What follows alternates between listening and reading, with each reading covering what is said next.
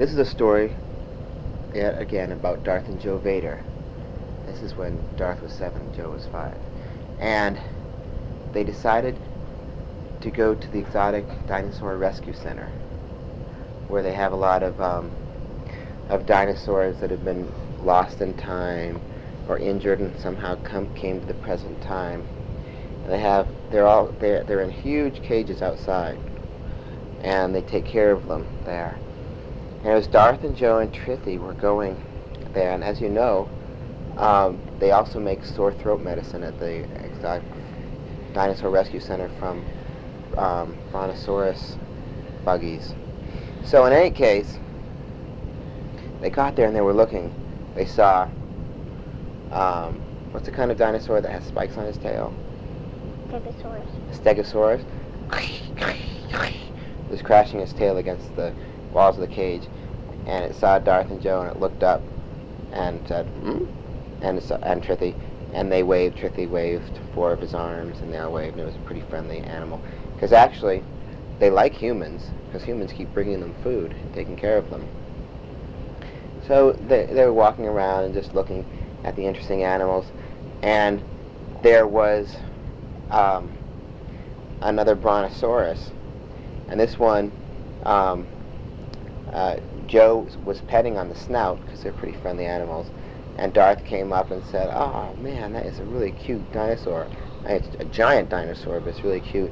And Trithy came up to pet it, and suddenly it saw Trithy and started stomping and shaking the cages. And the keepers of the Exotic Dinosaur Rescue Center ran and said, "What's wrong? What's wrong?" I know, it went crazy when it saw Trithy. And they said, "Well, we're going to have to give it some sort of electrical shocks to calm it down." No, let's ask what's wrong with it. What do you mean, ask what's wrong with it? This dinosaur has been trouble ever since he came here, lost in time. He's just been trying to get out of his cage. He's not like the other dinosaurs. "Well, maybe there's something wrong," said Joe. "Let's ask him. What's wrong?" And the dinosaur, because Darth and Joe were googs, they could understand the dinosaur, and the keepers of the Exotic Dinosaur Rescue Center couldn't understand him. And the dinosaur said, "It's one of them. It's one of the ant creatures." "What do you mean?" "They attacked our planet. That's why it came here." And it reached out. It put its paw through, and it touched Trithy's arm. And said, "Wait, you're not made out of metal." And Trithy said, what did he say?" And Darth said, "He said you're not made out of metal." I knew I wasn't made out of metal. That's not news to me." And Darth said, "What's going on, Brontosaurus friend?" And he said, "Our planet, that's why I came. I'm a time traveler. I came to this time for help. There are creatures like that ant creature, except they're mechanical." "Mechanical Gorgans," thought Joe. "What's wrong? Are they attacking your planet?" "Yes, they've been killing my people." "Your people? You mean brontosauruses?" "Yes, and it's an emergency." And I thought maybe if I traveled to the future, we have this time portal on our planet, and you can travel to other planets and other times, and I just jumped in it and I didn't know where I was heading because I didn't know how to control it. I thought maybe somehow I could get help from the future, and instead they put me in this cage. "Oh, well, I will explain it to the zookeepers, the Exotic Dinosaur Rescue Keepers." And so they explained the situation and said, "We've got to go back in time with this dinosaur and help his people." "Oh, I don't know. I don't know about letting him out of this cage." "Listen, Darth and I will take responsibility," said Joe. "Right," said Darth. "Okay, I know you guys, and I can trust you. You're going to have to put a muzzle on him." "A muzzle? On a dinosaur?" "Yes, I have one right here. I have this giant muzzle." Stuck it on the dinosaur's face so he couldn't open his mouth. And they took him out of the cage. Well, as soon as they walked away, the dinosaur just opened his mouth and broke the muzzle off so he could talk. And they walked over to where he came out of the time portal. "It's here somewhere, I know it is," he said. "Well, if I know anything about time portals," said Darth, and it's that Doctor Who taught us, it's that the exit place where you come out of them doesn't stay in the same physical space. It shifts as our planet's been rotating. How long ago did you come here?" "Yeah, it's about 18 hours your time." "Okay, so we need to go west Wait, the planet's rotating from east to west. No, we need to go, yes, west. 18 to where the time is 18 hours difference. That's almost the other side of the planet. Ah, how are we going to do that, said Trithi, with this giant brontosaurus? We're going to have to transport. You can't transport both of us. That's too much for you guys to hold on to. If we use the Force, we can do it, said Darth. And Joe held on to the brontosaurus's tail. It climbed up a bit on it. And Darth held on to the brontosaurus's leg and also to Trithi. And they held on tight and they concentrated on transporting west on their planet about 18 hours worth, which was 2,893.5 miles. And they ended up at a town called Sago, and they had a great milkshake at that town. So they decided, let's get milkshakes first, and then look for the time portal. We have plenty of time. Time isn't of the essence. There's no time to kill, and we're not going to waste time. What are you, Doctor Who? Oh, sorry, said Darth. I got carried away there. Okay, maybe we should call Doctor Who. No, I want to do this alone, said Darth. Like that other adventure where we fought the pylons. Remember, we defeated the entire army by ourselves. Doctor Who was still working on this experiment. You're right. We don't always need Doctor Who, said Joe. And anyway, he'll probably help us out if we do need him, I hope. So let's go get some milkshakes.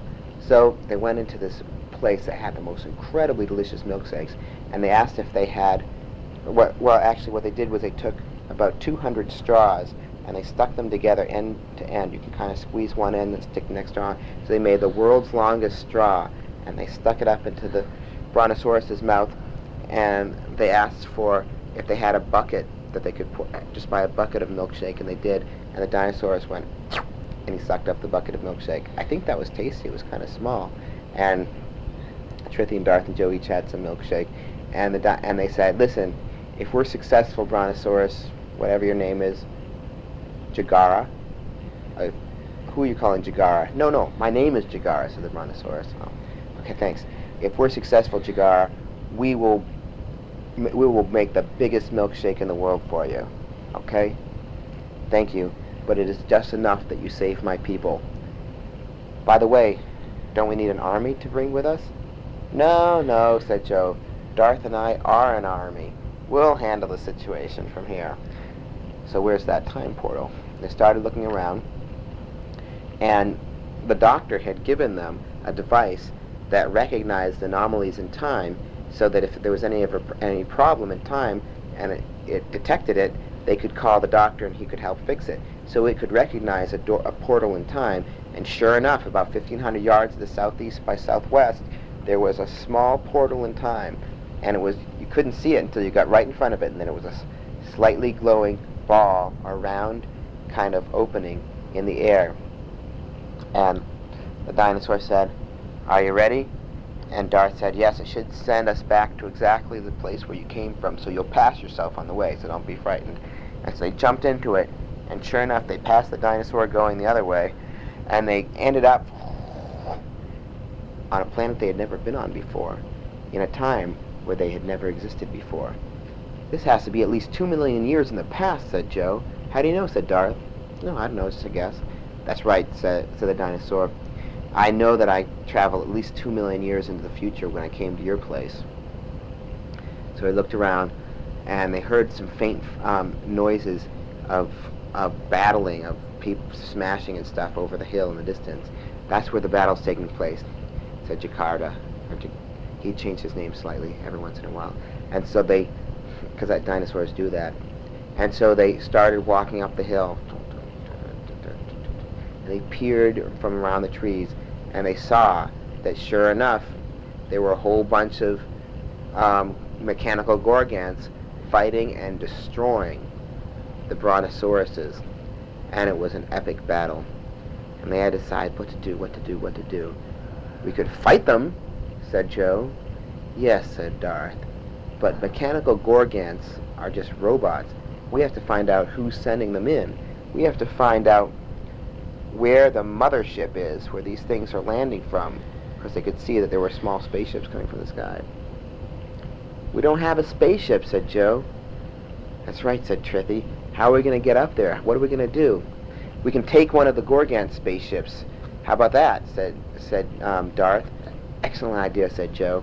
And so they were watching this. They were round flying saucer type spaceships, and they would land on the ground, and the Gorgants would get out with their battle axes and start attacking the Brontosauruses. And so, as soon as one landed nearby, and the Gorgants left, Darth and Joe and Trithy got on board and said, "Look, Brontosaurus, this is too small a spaceship for you. You can't fit in it. I want to go with you. I want to go with you. But look, hey, I have an idea," said Joe. "Remember that blue liquid we got in the previous adventure that shrunk us down? I saved a bunch of it because I wanted to analyze it for my laboratory. I saved some blue and yellow liquid because I wanted to see if I could recreate it. Why don't we just give it to the Brontosaurus? Shrink him down, take him in the spaceship, then shrink him back, then grow him back up when he comes back." "That's an excellent idea," said Darth, or something to that effect.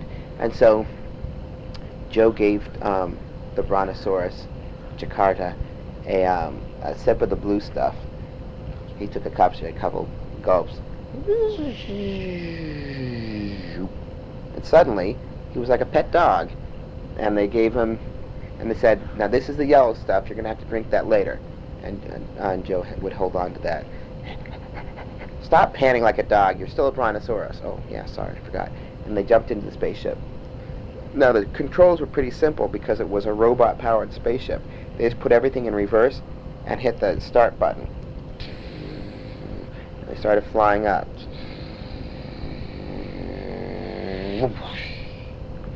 Soon they were floating above the planet. "Wait a minute. I recognize this planet. This is Goomba." "That's Goomba? Yeah, look at the star configuration. This is the ancient planet Goomba. We have to do something because all Brontosauruses were killed by some sort of horrible battle 2 million years ago." "Oh, sorry, Jakarta." "Yes, exactly. And we want to avoid that," said Jakarta.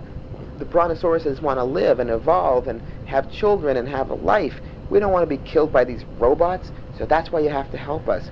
I guess we were all killed without your help. That's why I went into the future, so that we could change time and make it safe for Brontosauruses on Goomba, or whatever you'd like to call this planet. We call it Moonga, but you can call it Goomba if you like. It's no skin off our noses." "It isn't?" "No, none whatsoever." "Okay." So they decided to go inside.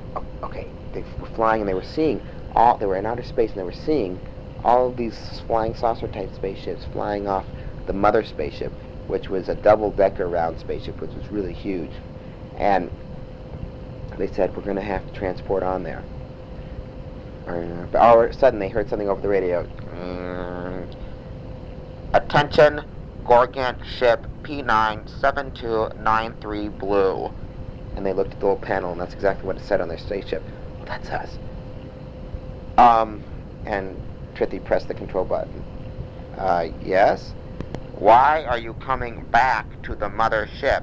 You have been instructed to go down to attack." And they said, "Hey, we've got to think of something quick to say." "I know," said Trithy. "I'll just tell them that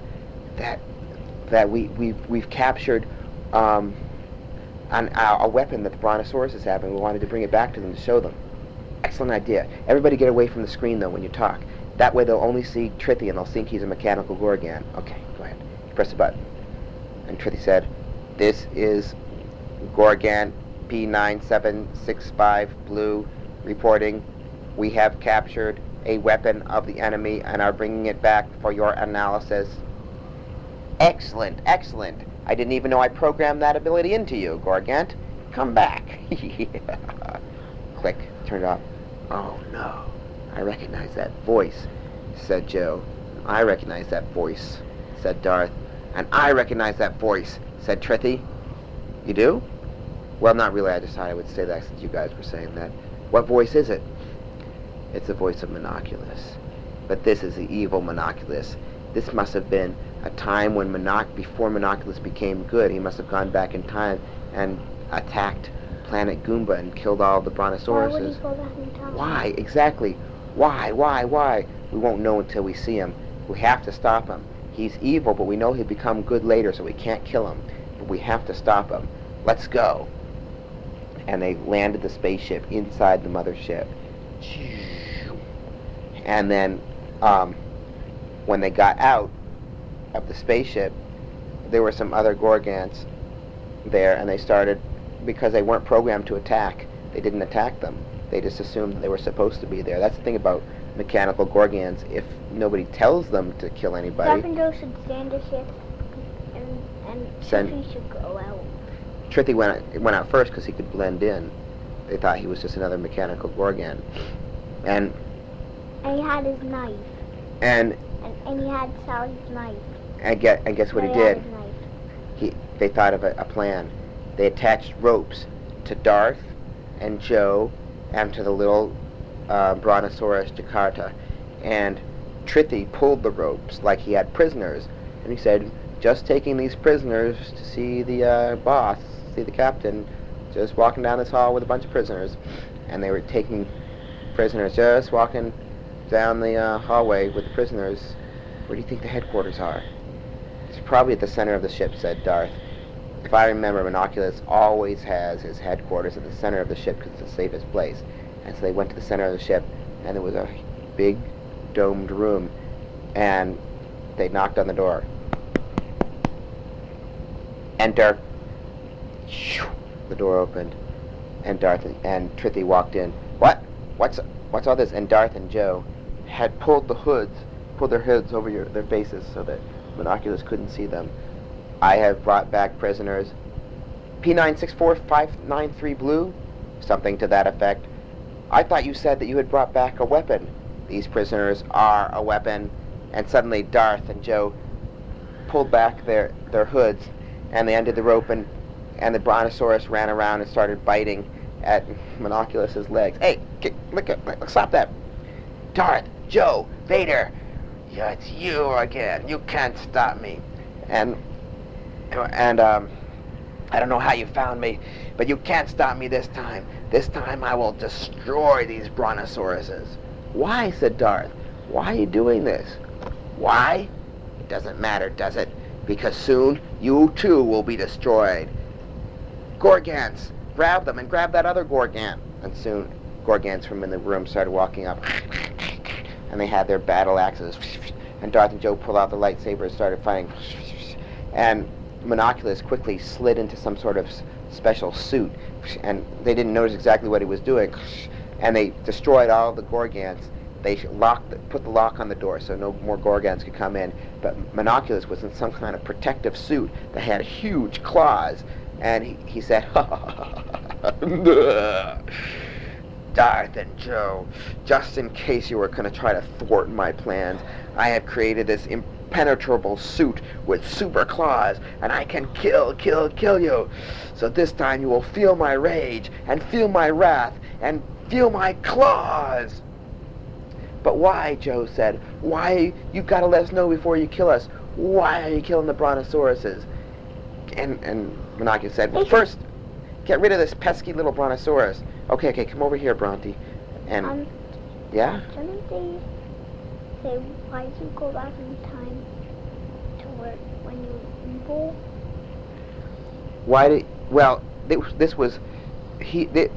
It's not the good Monoculus who went back in time. It was, while Monoculus was still evil, he went back in time. Monoculus hadn't become good yet. He didn't know he was going to become good. That would happen later. Okay? So, Darth and Joe said, why are you just killing the Brontosauruses? Why? That's what we said. I'll tell you why. I'll tell you why so that you can know, and then I'll kill you, because that's the sort of guy I am. Sorry, I had a little something in my throat there. Okay. These Brontosauruses on this planet, what do they eat? Leaves from trees? That's right. And what are the trees called? Plants? The trees are called Goomba trees. Well, that's what I call them, because this is Planet Goomba. And Goomba trees are worth a lot of money because they have a special mineral in them called Saltrakatok. And Saltrakatok only exists here.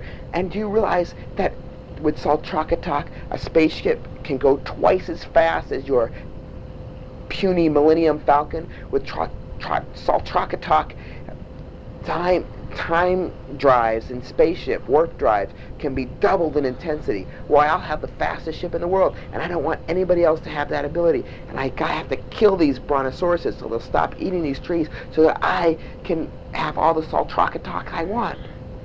Well, why don't you just plant a Saltrakkatok tree on some other planet and just wait for it to grow? Too long. They take thousands of years to grow. I don't have the time. Well, that's incredibly evil of you. I know. Well, I'm an evil guy. And now, prepared to die. No? First, listen. My dog's really thirsty. Can I just give him a drink? What? What are you talking about? This is no time to be feeding your pets. I'm going to kill you, all of you. I'll be the first one to ever kill a Jedi warrior who's not a Jedi warrior. That's me. I'm not a Jedi warrior. But with this suit, I can destroy you. And he demonstrated by scratching his hands against the walls and the floor. It made huge cut right through the metal. And Darth reached out, and Joe tossed him the yellow liquid, and he fed it to little Jakarta, the tiny brontosaurus, and suddenly he became full size, and he smashed to the ceiling, and Monoculus said, "Ah!" and started running, bonk, and he ran right into the wall and fell unconscious. And good thing, luckily, the spaceship was large enough to hold a whole brontosaurus, and they took off his costume, they tied him up, they brought him back aboard their... But they took off his costume and then they cut his costume. Well, Trithi took Monoculus down to the planet in a tiny little one of the round saucer ships, and Darth and Joe at the control panel stopped the Gorgan attack and programmed the Gorgans all to attack each other and destroy each other just to make it safe. And then they held on to really tightly to their brontosaurus from Jakarta, and they transported down to the surface of the planet. And the brontosauruses were so happy. Once again, Darth and Joe saved the day, and they decided. They asked them if they wanted anything in return, and they said, "Well, we'd like maybe a seed from one of these trees." And they said, "Is that all? Here, have a whole handful of seeds." And they handed them some seeds, and they said, "We should take some apples too for Jar Jar." And so they grabbed a few apples also, because these are prehistoric apples. They're about the size of a small basketball. Green apples, which Jar Jar loves, as well as every other kind of apple. And so they transported back through the time hole, and they said goodbye to their friend Jakarta, who stayed there to help rebuild his civilization. And when they got back, they gave Jar Jar, they called the police and took Monoculus away. Then they gave Jar Jar, what they did was, in their time, Monoculus was a good guy, but this is a bad guy Monoculus from before. So they decided that they had to return him to his own time and put him in jail. So that's what they did. They called the doctor to do that, because that involved a lot of little time manipulations, and they put him in a time jail until the time that he was going to come out and become good. And so then amazingly enough, they gave Jar Jar this apple, and Jar Jar was so happy. Jar Jar loved Big Apple. Where'd Big Apple go? You ate it, Jar Jar. Jar Jar not eat Big Apple. Then why is your stomach so big, Jar Jar? Big Apple and Big Jar Jar's stomach? Jar Jar need another Big Apple. Well, Jar Jar, we brought you another. But wait, let's take the seeds out and you can plant it. Good idea. Jar Jar, take the seeds out of Jar Jar's stomach. No, out of the apple. He opened up and gave him the seeds, and Jar Jar ate it. Jar Jar ate seeds? No, plant seeds, Jar Jar. Oh, yes, Jar Jar planted seeds and ate one of them. And in the next season, he grew ancient apples that were giant. And not only that, but Darth and Joe grew the Saltrakkatok mineral from the Goomba tree. And it took 1,000 years, but they just used some Doctor Who's. They asked Doctor Who for a ride 1,000 years in the future to harvest the Saltrakkatok mineral so that they could increase the speed of their spaceship, and they gave some to Han Solo, so both their spaceships flew twice as fast as before. And that is how it happened. The end. Okay, I'm going to tell you another Darth and Joe story, because it's the end of the night as we know it. This little song I thought I'd sing for the tape recorder. Okay. Now, once upon a time, Darth and Joe were traveling along a desert highway, a highway in the desert. What's that? On Alderaan 5, and they came across a pickup hover truck which was selling vegetables off the back of the truck. Alderaan 5 is known for its exquisite vegetables. It has cornalope and jacko pears and cantamelons, which are kind of a fruit berry cocktail mix. And they bought some corn. And then when they got it back to their hotel room, they were on vacation on Alderaan 5, they noticed that the corn, when they opened it up, was green. It was green corn, not yellow. And not only that, but they looked more closely at the corn, and all the little kernels of corn looked like green apples. And I thought, wonder what this tasted like. And Joe bit into it. Apples, taste it, Darth. You're right, it tastes like apples. Jar Jar would love this. Jar Jar love apples? Boing, boing. And suddenly Jar Jar jumped out from the bathroom. What? Jar Jar, what are you doing here? Jar Jar come with Darth and Joe on trip vacation for apples. But we weren't coming here for apples. But Darth and Joe have apples, taste like apples. Jar Jar heard Darth and Apple say that. Yeah, we just discovered this corn, Jar Jar, look. Apple corn! And Jar Jar took it and went and ate off a row of little miniature apples. Jar Jar love apple corn. And Jar Jar put a whole big thing of corn in his mouth and pulled it out, and all the kernels of apple corn had come off. Pretty soon Jar Jar had eaten apple corn. Jar Jar need more apple corn. What did... Are you okay, Jar Jar? Are you choking? Jar Jar need more apple... Jar Jar need more... apple corn? Yes, Jar... Are you okay, Jar Jar? You don't usually choke on your own food. Usually Jar Jar just eats anything. We're going to have to do the Heimlich maneuver on you, Jar Jar. You obviously have something caught in your throat. No, don't take out any nice apples from Jar Jar's belly. And Darth got behind him and squeezed, and Joe squeezed with him, and out flew something. Landed on a table, and it wasn't an apple kernel because it was red. Oh, what's that? But it was shaped just like it must have been stuck to the corn. Look at that, Darth, said Joe. It's some sort of mechanical device. It looks like a tiny eyeball. You're right, maybe it's some sort of probe. Wave to the camera. And Jar Jar waved at the tiny little red thing on the table, the tiny little red eyeball on the table. I wonder what this means. I don't know. Well, let's take it with us. And Jar Jar said, Jar Jar, take it with Jar Jar. And he stuck it, he got a little bit of glue out, and he stuck it to the end of his fun ball fun. And he took it with him.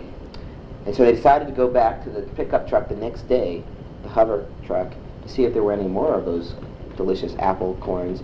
And they had one more, and they looked at it, and Jar Jar ate it, but didn't have any of the little glass-looking red, tiny eyeball things, devices in it. They said, that's okay. Let's keep going and exploring, because they were on vacation from Jedi training, so we're just out exploring on Alderaan 5. And they came to the base of a mountain, and they walked into a restaurant that had great pizza pancakes with the greatest ice cream salad that they had ever had in the last week at least. And they ate a whole huge bucket of ice cream salad, and Jar Jar ate.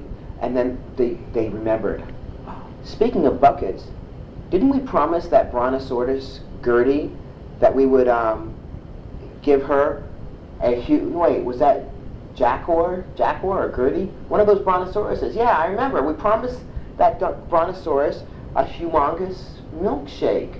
Remember? You're right. It was that brontosaurus from the past. It was a brontosaurus from millions of years ago who was the time traveler. We never gave that brontosaurus his or her milkshake. We're going to have to do something about that, said Darth. That's right, said Joe, because when Jedis make a promise, Jedis keep a promise. And that's a promise. It's one of the many mottos of the Jedis. So they decided to go get the ice cream milkshakes, because, and that, I guess the ice cream salad reminded in the bucket reminded milkshakes, and bring it back with them in time. How are we going to get in time? The portal through time. But that's not going to be in the same place now. 15 and a half days have elapsed. We have to calculate where that portal back to his world is going to be. And even so, sometimes portals close or sometimes they go to different points in time. That's not a very safe way of traveling to the same period of time. If other people have traveled through it since then, it might go to a completely different time period. Well, we're going to have the help of a Time Lord. Why would a Time Lord help us just to give a milkshake to a brontosaurus? That's right, why would a Time Lord help you? Huh? You're not the Doctor. Yes, I am. You're not Doctor Who. No, I'm Doctor. Why? Why? Why are you What? Why? Your name is Why? Yes, and weren't you just asking for why to help you? Well, I did say, why would a Time Lord help us? Yes, why? Time Lord. It's going to help you. Doctor Who couldn't make it, he sent me. Oh, well, thanks. This is Darth. Yes, I know, and that's Joe, and you must be Jar Jar, the Gungan. I've heard a lot about you. Dr. Apple, it's a pleasure for Jar Jar to meet your apple. Apple? He held in his hand, and Dr. Y said, yes, Jar Jar, I happen to have an apple right here. And he handed it to Jar Jar. Jar said, Jar Jar liked Dr. Y. And then he ate the apple, and the apple was still there. And he ate the apple, and the apple was still there. Jar Jar liked this apple. So Jar Jar was busy eating the apple over and over again, and Dr. Y said, let's just leave Jar Jar in the apartment. He seems happy. I'll take you boys back in time to feed your milkshake to the brontosaurus. I know it's very important that brontosaurus get the milkshake, because a Jedi warrior must keep his promise. So Dr. Y had his own spaceship. It was like the TARDIS, but it was blue. It was also much bigger on the inside, but it was decorated completely differently. There were a lot of small pictures of rabbits. And Darth asked, why all the rabbits? And Dr. Y said, well, my best friend's a rabbit, for one thing. And your best friend is a rabbit? Yes, is there something wrong with that? Asked the large 7-foot rabbit who walked out of the room next to them. Huh? Excuse me, you're a 7-foot rabbit. And excuse me, but you look like a human. Oh, don't insult them, said Dr. Y. They're perfectly nice beings. Oh, sorry about that last remark. But you know, so many aliens seem surprised when they see a 7-foot rabbit that can speak perfectly good Gungan and whatever language I'm speaking now. It sounds like English. No, English is a language from millions of years ago in a different galaxy. I'm just being translated for this story. I'm actually speaking your language, Darth and Joe. Vader, is it? How did you know our names?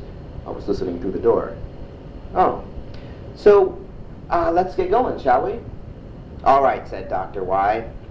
Now, why do I think that I forget how to use these controls? What? No, not what. Why? What? What? Did you say what? My name is Y. But why do you forget the controls? Who, me? Why? No, I don't forget the controls, do I? Well, maybe I do. So, but my rabbit friend, he can operate this ship. Okay, but he has paws and not fingers. All of the controls, said Dr. Y, have been adjusted to be used by rabbit paws. Watch this. Go ahead, Mr. Rabbit. Your rabbit friend is named Mr. Rabbit? Yes, but that's just his first name. His last name is Ralph. His name is Mr. Rabbit Ralph. Can we just call you Ralph? No, you can call me Mr. Rabbit. Okay, so Mr. Rabbit, go ahead and operate the controls. And Mr. Rabbit reached down and started operating the buttons. And Darth whispered to Joe, this is the first Time Lord I've ever met who doesn't know how to operate his own spaceship.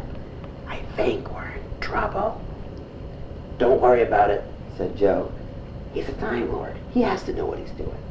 Besides, He has a 7-foot rabbit as a friend. Oh, good point, said Doc. And so they started up. Started flying.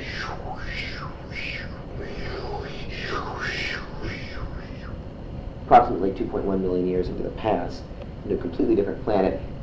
And they looked down, and there they saw a huge pile of Gorgant pieces scattered all around. And they also saw some broken down spaceships and the wreckage of some big round mothership. And they saw a wonderful society of brontosauruses eating some very delicious looking leaves from trees. And they landed. And when Darth and Joe got out, the dinosaurs were so happy they started a dance. Boom, boom, boom, boom, boom, boom. Dinosaurs dance, dinosaurs prance, dinosaurs wear no pants. Boom, boom, boom, boom. Dinosaurs cheer, dinosaurs jeer, dinosaurs are everywhere.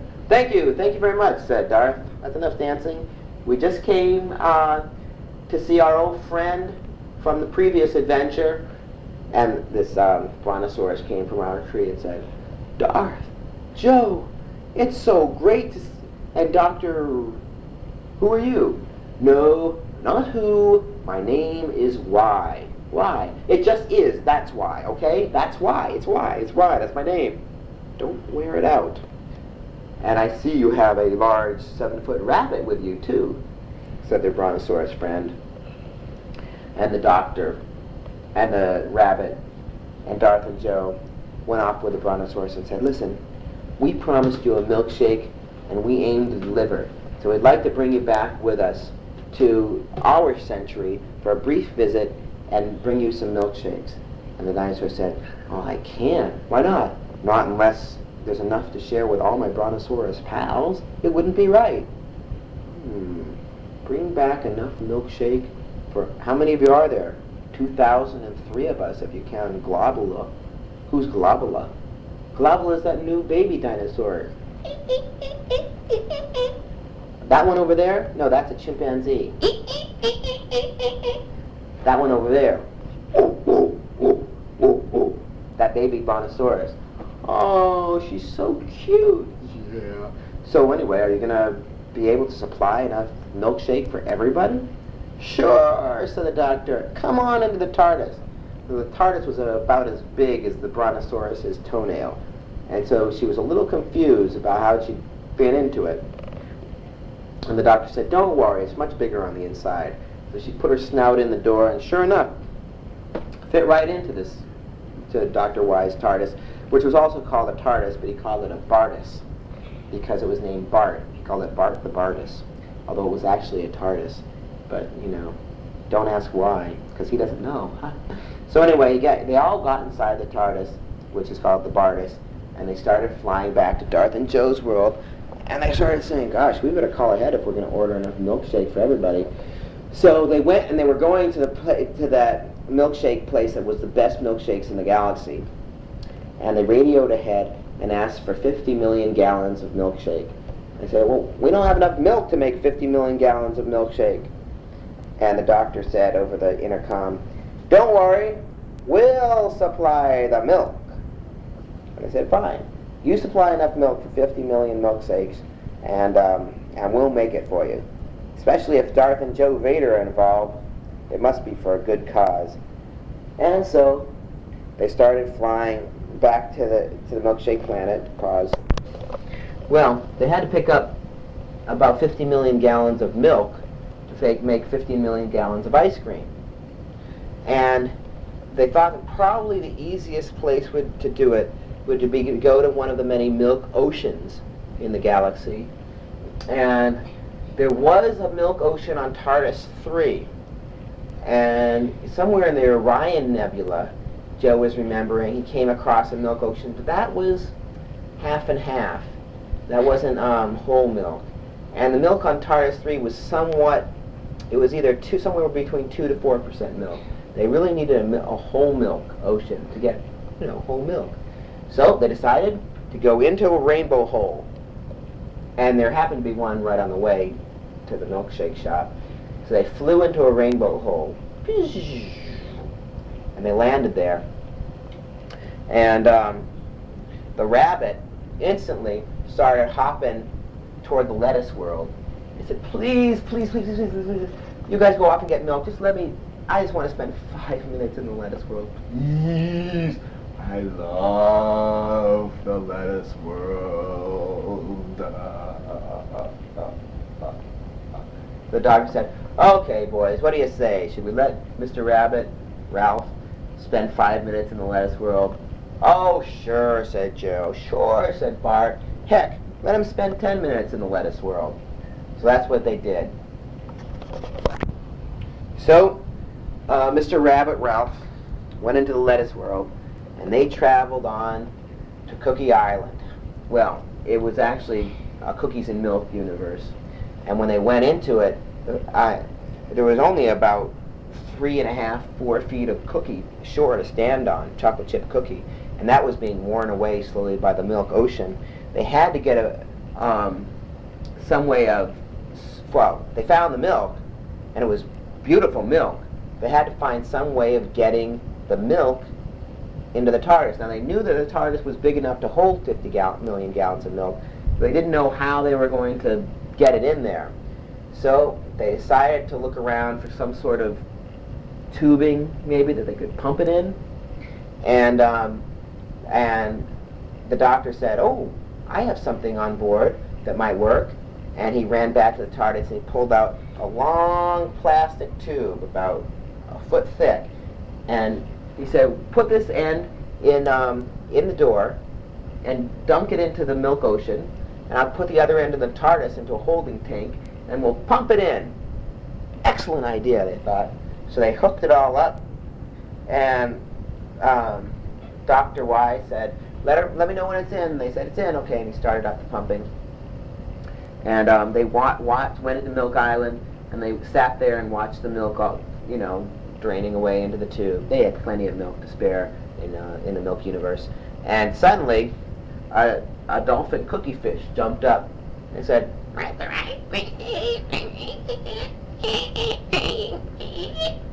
which meant, what are you doing taking our milk? And Darth said, because Darth and Joe, being gooks, could understand the dolphin cookie fish, said, well, we're just taking 50 million gallons of your milk. It seems like you have enough to spare. But this is our milk. We swim in it. We drink it. We love it.